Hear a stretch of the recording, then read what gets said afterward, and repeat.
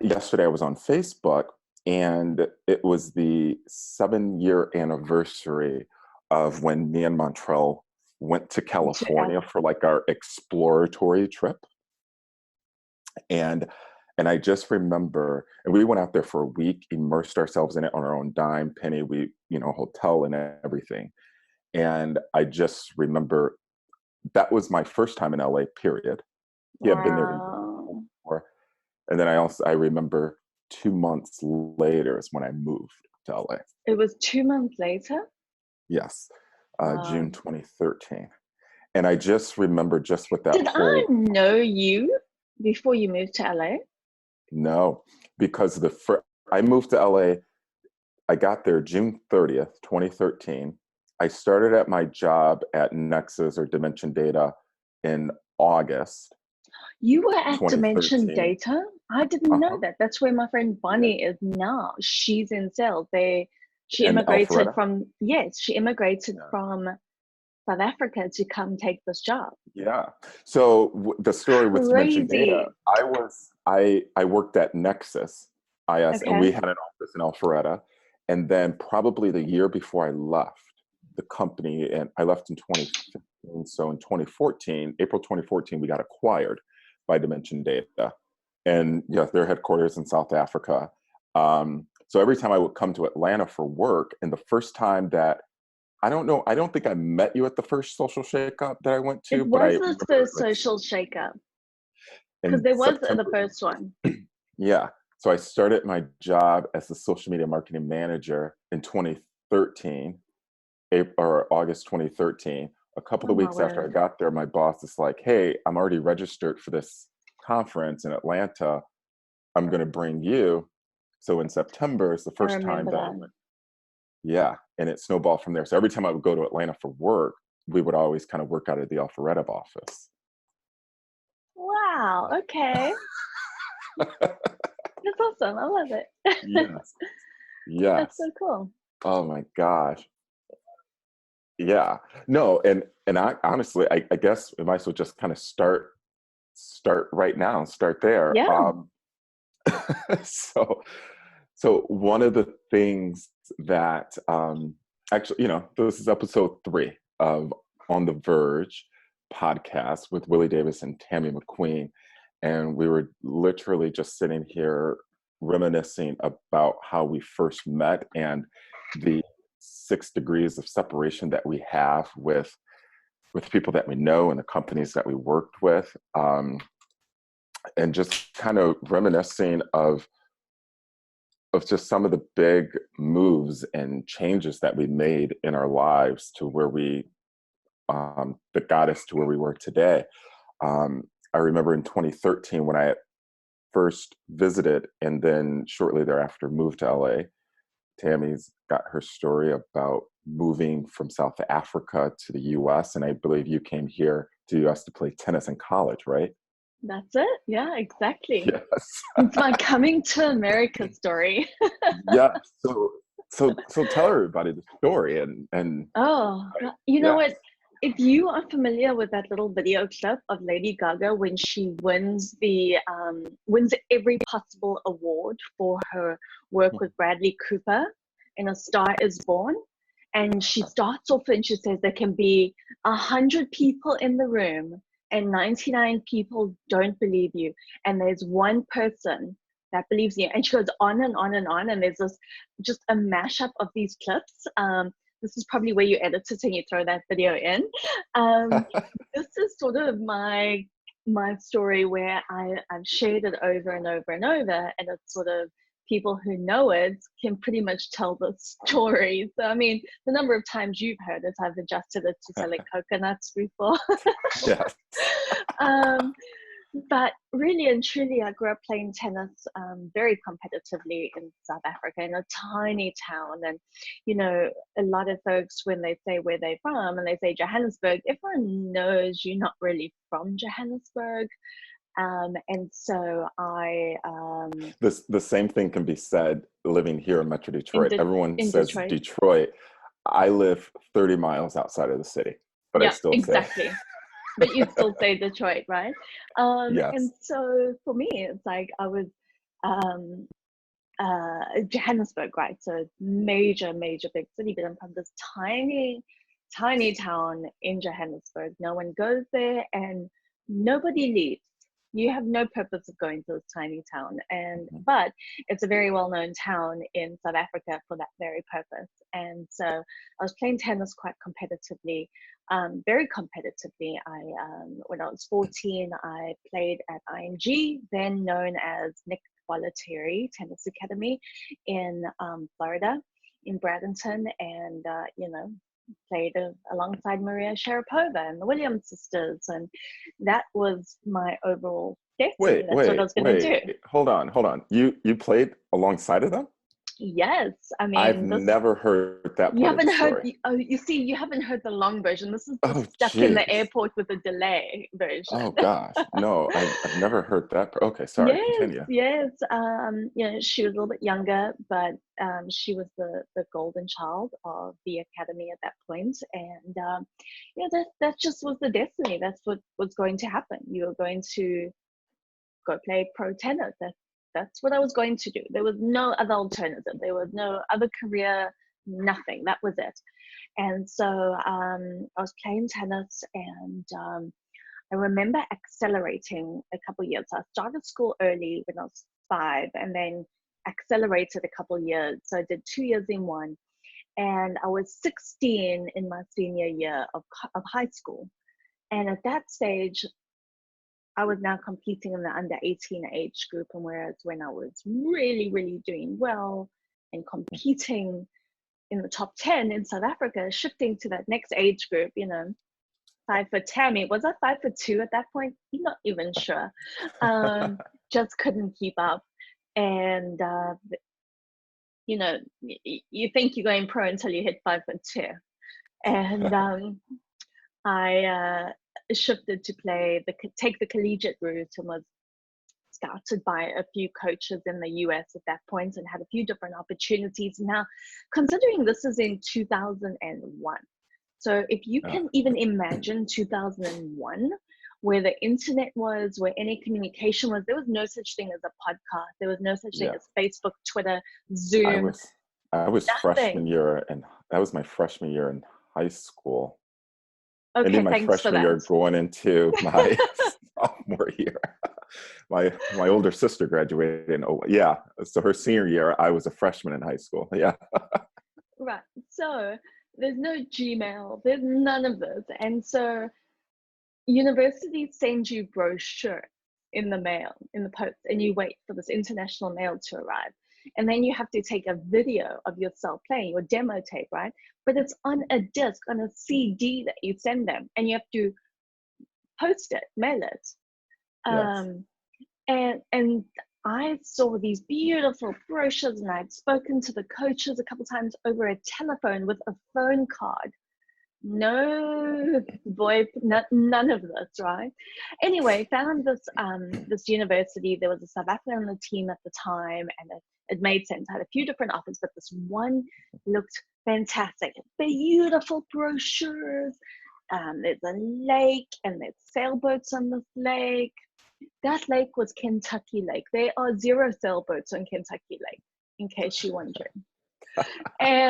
But they look like yachts in my mind, and it's this whole American dream, right? Mm-hmm. And so packed up my 2 suitcases and my tennis bag. 2 suitcases. Mm-hmm. But what do you pack? You don't know what to pack. And your 2 and my tennis rackets, and off I came. And I remember flying from Johannesburg to Atlanta, had a layover there, caught another flight to Nashville by myself, and then waited at the Nashville airport for the international bus to arrive, the international student bus to arrive. They came, there was a long delay, and they picked us up, and then we still had a 2-hour bus ride to Murray, Kentucky. We arrived at Murray, and I think this might be a pit stop for us. And they're like, no, it's time to get up. This is where you are. Oh my gosh. I had absolutely no idea what I was getting into. It was was an incredible culture shock going from Johannesburg, even still Benoni in South Africa, into Murray, Kentucky. Yeah. It was the token South African, of course, and I could tell safari stories all day long. This was truly before people used social. There was no social media. Social media came 4 years later, right? So you could absolutely have these long convoluted stories about having lions and zebras and elephants and giraffes in your garden. And so I was the cool kid, right? I played tennis, I had lions and giraffes and zebras in my back garden. It was fantastic. But I was in a city, I landed in a city that had absolutely no understanding where the country South Africa was. And this is a vast generalization, by the way. Yeah. But it was just so bizarre. It was not the American dream you see in the movies. It's not the New York City kind of thing. It's very much very different. And so I started playing tennis and really excelled. It was this first time where I was in this environment where this is all I was doing. I was playing tennis and I was studying. I fell in love with schoolwork. I was a very average C student in high school because I just wanted to play tennis. Now I could do both, and I had to do both very well. I was on scholarship and I was dead scared. I was like, follow every single rule. I'm not going back to South Africa. This is the shot. And so, I'm this little freshman. I'm 17 years old. I'm living in a dorm room with 3 other girls from all over the country, and my roommate's Canadian. And it just feels like a different lifetime. And so that was 18 years ago was when I first came to the US. If you can believe that. Wow. Yes. 18 years, my goodness, it's a lifetime, right? It is. Yeah. Man, yeah, 18 years. And, I graduated high school, I think it was like 16 years ago. And I think, May would be like 16 years. So just thinking all that time has gone by and everything. And then as you talk about, growing up in a small town in South Africa. And first of all, up until you just told the story, I was always saying to myself, like, man, I said, I know Tami played tennis, but her and I, as many times as we've seen each other and hung out, we've never played tennis together, but you've played with Serena. You've played with Serena and Maria and all that. And I'm okay not playing with you. I played tennis in high school, but I definitely didn't get a college scholarship. And now as an adult, I mostly play with my dad. So we still have to play, right? We still have to play. Listen, those were the glory days, okay? Listen, when I came back from the academy in the US, I had an exhibition match. I don't know, I think I won a tournament, and the prize was to play an exhibition match against Steffi Graf. In a major stadium. So she was in South Africa playing exhibition matches against Mary Pierce. Now, only mega tennis fans know what this is 20, 25, 30 years ago, right? This is the heyday. Yeah. And I got to play Steffi Graf in this exhibition game. And it's a highlight. I mean, that's pretty cool. Wow. Those are the days, right? Yeah, but that's awesome being able to, like you said, come from a small town with these amazing dreams and goals of coming to the US, not really knowing anybody, not knowing what to do. All you knew is tennis. Yeah, and I'm coming here for tennis, and whatever spawns from that, come with May and do that. And I think it's so interesting, and this is for everyone involved. It's like you don't take the time. Everyone is so focused and they say, don't look backwards, but I think, and don't look at the past, don't look behind you. But I think it's so important to understand how far you've come, or what some of the stretch goals, or something that, this is something I was never supposed to do. I was never supposed to go to college. Like, not one person in my family has been to college or university. Yes. No one. That was just not in the path, right? That's just not something you do. And so I think it's really important to understand that it's okay to reconstruct that or redirect that path. And maybe I Yeah. didn't know that at the time, but I knew I absolutely did not want to do what everyone else had done Yeah. in my sphere of influence, right? Yeah. And so I think it is important. We're so focused on what's next, where you're going, what you're doing, what's next. And I'm such a culprit in this. I never think about that. I never think, oh, wow, you went across the world at 17 by yourself. You figured out, Yeah. oh, you need to study. And let me tell you, it's like the little things, you know, the British English, which is South African, and Hmm. American English, very different. So I think I got a C on an English paper because I was spelling color, You COLOUR. are. Yes. And what is wrong with this? My English is fantastic. Are you kidding me? Yes. You know, my math is to be determined, it still is. Hmm. But Yeah. so yeah. And also, you know, to that point you made about looking back and seeing how far you've come, but also it's interesting at times when you look back and not only see how far you've come, but to see r- reflect on those times when you had no fear of things, and Oh, those yes. changes in the and how you adapted to things. So as many people are going through various things right now, or whatever your life looks like, whether it be personally, professionally, in relationships or whatnot. But even on your darkest day, you can always look back and say, but don't forget about when you moved across the world at 17 by yourself. And at that time, that seemed like the scariest thing you could have ever done, but you did it and you figured it out. So if you could figure out the US by yourself coming from South Africa at the age of 17, you can figure out this problem that may be in front of you right now. Yeah, I don't think I could ever do that again. You tell me to move across the world now at 35? Yeah. You're kidding. I'm like, peace out. But, you know, and kind of how we started the conversation, I remember this week is 7 years to the week when me and Wow. my best friend, we went to LA. For me, it was my first time. I think that was maybe his second or third time But why going. LA? Let me interrupt. Why LA? Why was that So, appealing?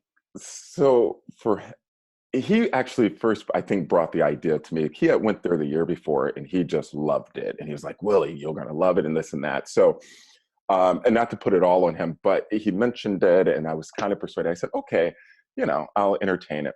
I was finishing my undergrad that spring, 2013.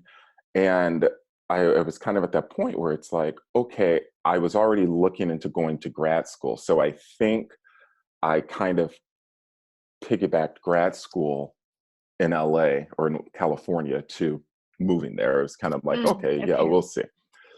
So as I was wrapping up the school year and everything, him and I had already gotten to uh, grad school there, and everything was kind of moving forward. So um, we just decided to go there for a week on our own Okay. dime. I remember we stayed at the Westin Hotel just outside of the LAX airport. Oh Um, man, those yes, airport hotels. yes, They have those distinct memories. yes.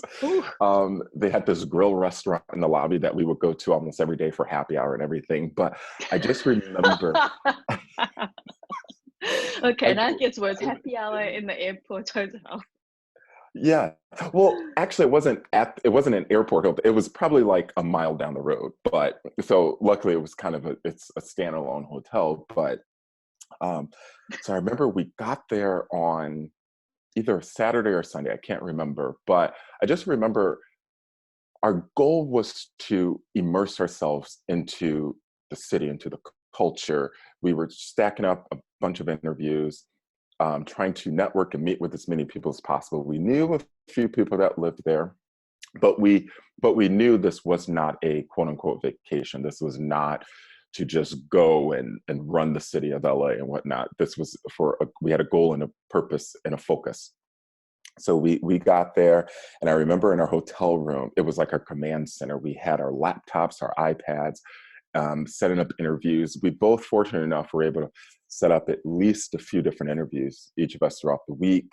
But I remember even when we got our rental car, the first place that we went to, it was a white Mustang, and I remember because it showed up in photos too, and we drove up to Malibu. We drove up PCH and drove up to Malibu, and I remember stepping kind of not on a cliff, but on this landing that you could oversee the city of Malibu and the Pacific Ocean. And I just remember saying to myself, like, I'm here. I didn't know what that moment meant. I didn't know where that moment was going to take me. I didn't know what that moment was going to do, but I just remember, I said, this is a significant moment. So, like I said, we were going through the week, and we achieved our goals. We checked out different neighborhoods. We met with a lot of different people. We interviewed respectively with, within our industries. And I think we both left that trip satisfied. So that was, mid-April. And beginning of May, I think within 2 or 3 weeks of coming back to Detroit, we both went back to LA separately for like 2 or 3 days for follow-up meetings and interviews. So things were kind of falling into place. And I think I went back again, I want to say the end of May. I went back for some follow-up interviews, because what I ended up doing, I changed in my LinkedIn profile, I changed to living in greater Los Angeles. So when I was applying for jobs, people would think I'm local and this and that. So we did phone interviews, and then people wanted you to come for interviews. So I was like, okay. So I went back out there again. And I remember after coming back on that second trip, I remember landing in Detroit. It was like June 2nd or June 3rd. And I remember as I was landing, I was looking over Detroit. And then when I was in the car driving down the highway home, I said to myself in that moment, I am moving to LA by the end of the month. And I don't know why my goal was so ambitious at that time, but I basically knew if I'm going to do it, I have to do it now. I could see that window was very small. I knew I couldn't quite get a job as easily, or a good job in LA while still living in Detroit and going through the whole interview process. I knew there was this comfort level of still being in Detroit, and I said, I need to break out of it. By the end of the month, I am moving to LA. And then I think about a week later at work, I gave my 2-week notice. And actually another thing, and kind of to step back a little bit, I graduated in April. And I remember when my boss came into my office, and he kind of, in an envelope, just kind of gave you your annual, not bonus, but your annual raise, your 3%, your normal corporate America 3%. And I remember asking him at that time, I said, hey, I'm about to graduate, get my, bachelor's of mass communications, and that's what mine was. Oh yeah, see, great minds think. Yeah, bachelor's of science. I did not even know that. Yeah, I was science too. Yes, and so I asked him. I said, "Hey, I'm about to get my degree. Is that going to do anything for my job, or as far as maybe moving up or a raise or whatnot?" And I distinctly remember the look he gave me. It wasn't a look of like sadness, but it was just a very, as a matter of fact, like, no, it's not going to do anything. My job description didn't require a degree and whatnot. So it wasn't. And I remember in that moment, I think where a shift happened, where I said, okay, I'm going to move full force with my plan. And that's when I, started visiting in LA and so on. So I think I left Detroit in my Mini Cooper. I remember that. So that's one visual that I do have. So as you were talking about, you packed 2 suitcases, and like, what do you pack? And well, I packed just what would fit in a Mini Cooper, a couple of duffel bags, and I drove I made it an epic road trip. Detroit to Chicago, and I stayed in Chicago for the night and visited friends. Chicago through St. Louis to Kansas City. Stayed the night there. Kansas City to Denver, and I stayed the weekend in Denver with a friend of mine that I used to work with at Volkswagen of America. Her and her family lived out in Denver at the time, and that was my first time in Denver. And the food and the beer and everything, and just the beautiful scenery. And I spent the weekend there. And then that Sunday morning, I woke up early and drove that last 15 hours, Denver to LA. And I arrived at my friend's house at 9:30 p.m. on June 30th. So I had reached my goal by a couple of hours when I said I'm going to be in LA by the end of the month. But even once and even once I got there, it was I don't know, it just felt right. As crazy as it was, and not knowing what I was going to do that next morning when I woke up and what I was going to whatever, I stayed with my friend Jessica. She had she had a 1-bedroom apartment in West Hollywood, and I slept on her black leather love seat. Now, mind you, I'm 6'2", so a love seat, it's barely enough room for me to sit, let alone sleep. So after like a week, I bought an air mattress. I love it. I was there for like a month, but every day I would wake up and I would go to the coffee shop and I'd sit there, have breakfast, use their Wi-Fi, and I'd just apply for jobs. And I'd apply for jobs, and I was doing interviews and stuff. And, every once in a while, me and my friend would go over to Santa Monica Beach and enjoy LA and whatnot. But for the first month, my full-time job was looking for a job. I cashed out my 401k at the time to live off. Man. Yeah, to live off of for like the first 6 weeks or so. And but like I said, one of the jobs that I interviewed for was the job I ended up getting, and that was with Nexus IS, which ended up becoming Dimension Data. And I started there. Story. I started there August 13th, 2013. And where it comes full circle with you is I went to Social Shakeup, which is the social media conference in Atlanta that September. My boss brought me along with him. Yeah. And I think that was probably one of the first times I had met you. That's when we met, yeah. Yes, which was basically, it was within 4 to 6 weeks of moving to LA. But yeah, first time I come out to Atlanta and came for the conference. And honestly, ever since then, I've probably been to Atlanta at least twice a year, easily. Yeah, easily. Without even trying. Yeah. Yeah. And wow. Yeah, and that was so yesterday, as I was kind of thinking and reflecting about that move, and kind of what we were talking about, a lot of times sometimes if you can take that chance to step out on faith and do what other people are afraid to do. When we made those moves from, Detroit to LA and South Africa to, oh my gosh, the US, I mean, we had no fear.